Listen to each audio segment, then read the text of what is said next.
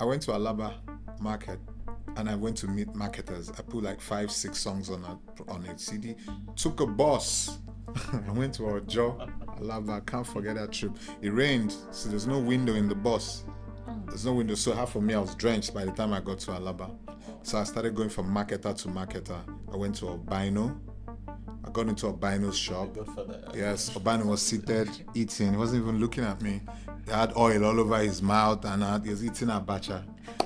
Then I saw his boys and I gave them the CD and they played it. They were like, they heard the first record, it was hip hop. They heard it, they heard me rapping and they were like, wow, this is mad. They played the second, then they heard Okwa Okwa, that Igbo boy. Immediately Albino heard Okwa Okwa, that Igbo boy. He looked up. He said, "Is Ebugi Bifa? What means is that your song? You understand?" And I'm like, yes. He said, "Why don't you make all your songs like this? Why are you doing?" Then he started to ask his guys, Kaifonuche, what do you guys think? The guys were now like his shop boys. They were like, "Oh, this is dope. Okay, lekwa, will it sell?" And then they're like, it might not be as commercial as, but it will move.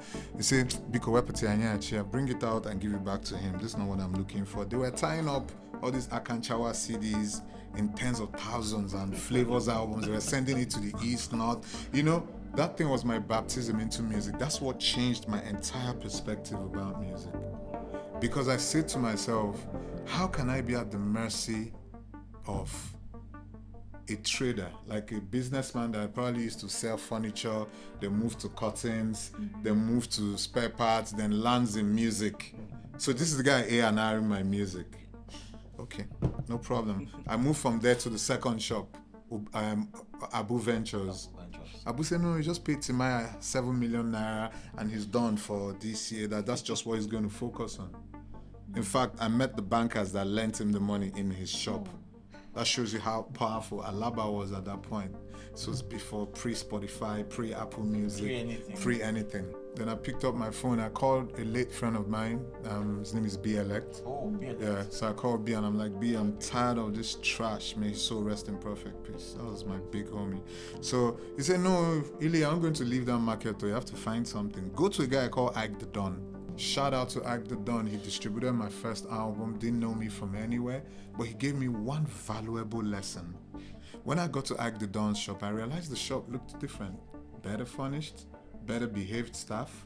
There's no oil around his mouth or his hands. I understand. Letting that one go. Yeah, and he just said, sit down. So he played the records, and he's like, "Okay, there are stacks of CDs all over the floor. I should bring a few of them." So I brought. He said, "Check through the CDs.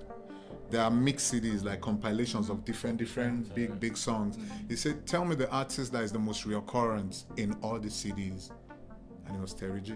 Yeah. And he said, "Go and look for him. Go and make a record with him so that he can break into the market." So I did done A&R pretty much that record. And I went to Fagba in Iju and met Terry. Terry made a Bogo.